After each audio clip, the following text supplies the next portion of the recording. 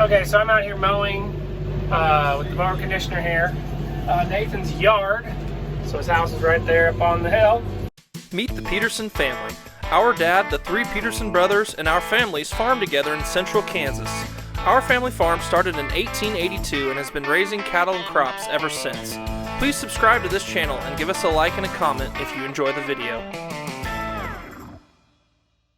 The people who owned this before him had horses here. It's not really an area that we want to graze with steers or cows, even though it was kind of fenced. So we just hated the last couple years. So you can see the DMC out there doing work. Then I'm going to go and do some millet next. Just a couple little passes here. This is done with the straightaways. Alright, so I got to be able to fit through that gate, and that little patch across the road, it's an even narrower gate. But the nice thing about this is I have those deals folded up, so the transport width is actually narrower than the cutting width. That's kind of a cool thing about this 16-foot swather. Also, this transports, you know, way back there. But if I feel like I'm getting out of position, I can just steer with the wheels. So you can pretty much wiggle through any gate. That's not, you know, impossible. Okay, so there's what the back end of the mower conditioner looks like. Here's the millet we're swathing. It's just starting to put on a few heads. We want it to be real high quality, so we don't really want the whole field headed out. So we're gonna put it up now. Well, put it down. I was just checking to see how much these stems had been crimped. I can still turn up the crimping power of this a little more. I just have to switch hydraulic hoses.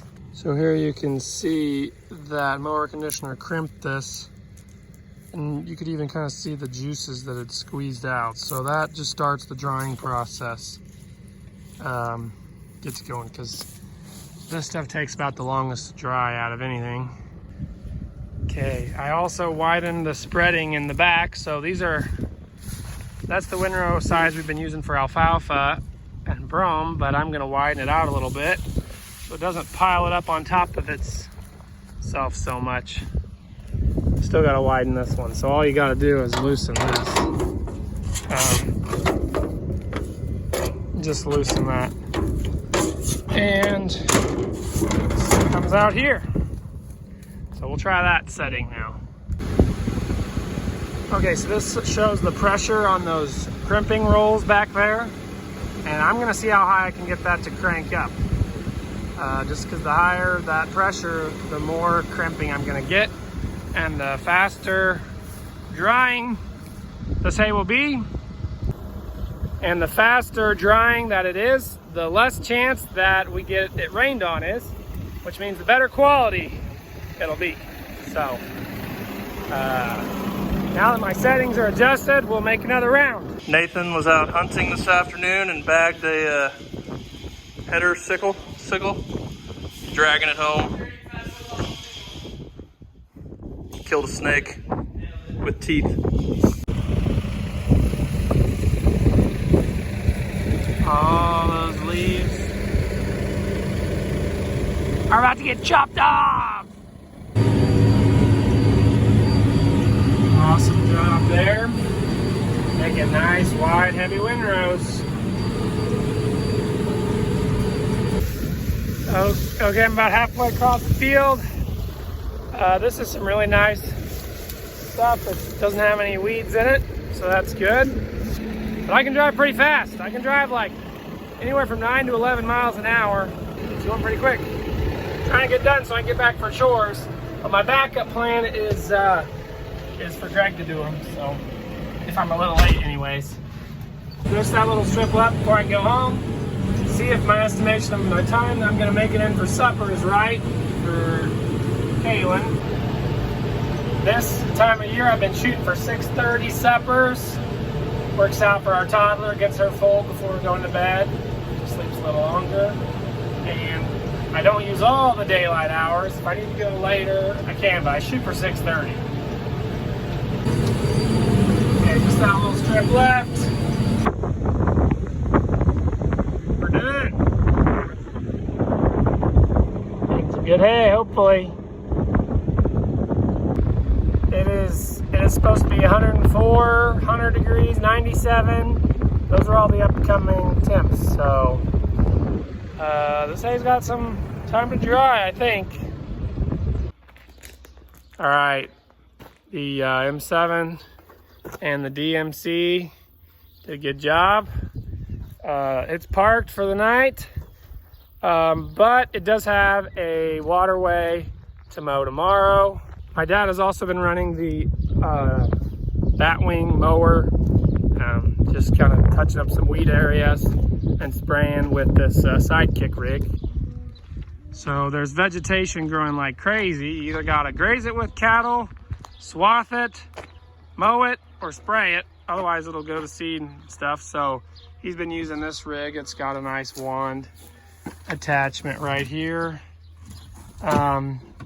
Just around fences and ponds and ditches and stuff. So everything's just growing this time of year. There's moisture in the ground. There's a lot of heat and sun to help things grow. The crops are growing, the weeds are growing, everything's growing. I mean, things will start to show, things will start to kind of show heat stress for sure, but it doesn't mean they're not growing.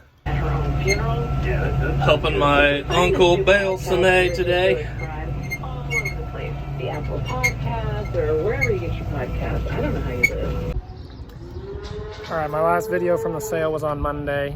I didn't buy a whole lot, but today I did. I bought pretty much a trailer load. I got 82, about half and half heifers and steers. Steers I got for a better deal. I kept getting good buys on steers, but then I kind of kept overpaying a little on heifers. So I'm a little disappointed with my heifer average price, but we should make money on both groups. Just the steers, I got more potential. Okay, I let off the first 7. I'm gonna get the next 32. It's steers on the bottom and heifers on the top. I am always relieved to get home with another load of calves. I'm excited for the potential of these calves. I still haven't heard what the steers we sold, the big steers, feeder steers we sold.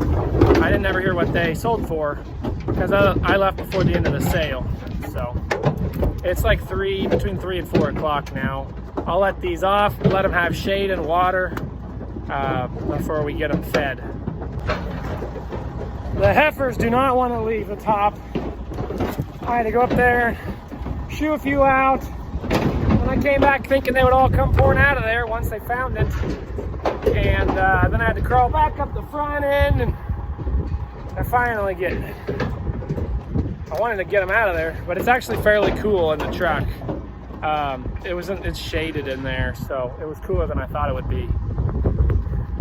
Hey look, somebody's raking my yard, but it's not me. It's Greg. I'm going to the lake. What a slacker. What do you think, Henley?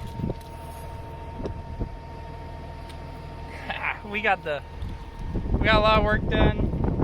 They'll still get some stuff done while I'm gone, but Also, we did not buy an Echo tractor.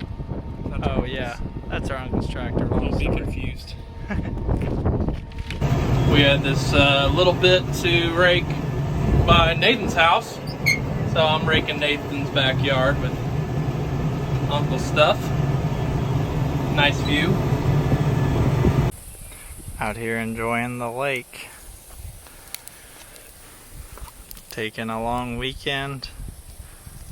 It's supposed to be over 100 degrees for 2 weeks, so we're gonna start it out at least by cooling off in the lake. Greg, Kendal, and Dad are keeping things going at home. So this is actually where the water that feeds the Smoky Hill River that goes by our farm. And this is Canopolis Lake, Canopolis Dam.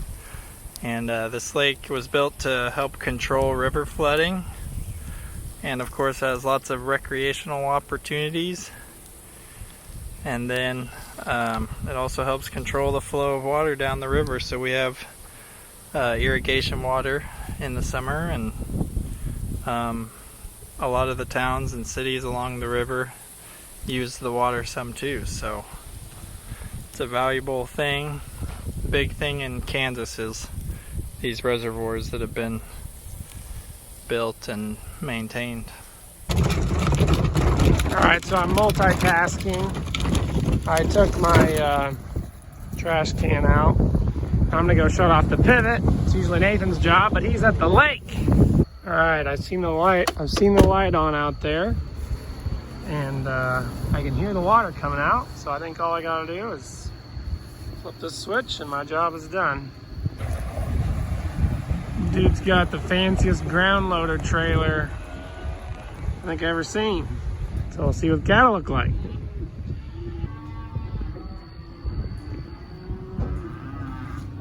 Real nice. If you're wondering what July in Kansas is like, I've been outside for 10, 15 minutes, and I'm starting to sweat now because it's still 88 degrees at 1 a.m. And all I've done is some light walking, mostly standing, chatting with the guy for a minute. So it cools off some at nights. Sure feels a lot better than the day, but it's still warm. Thanks for watching, everyone. Check out our music videos linked in the description. You can also follow us on Facebook, Instagram, TikTok, Twitter, Snapchat, and explore our website, www.petersonfarmbrothers.com. See you guys next time.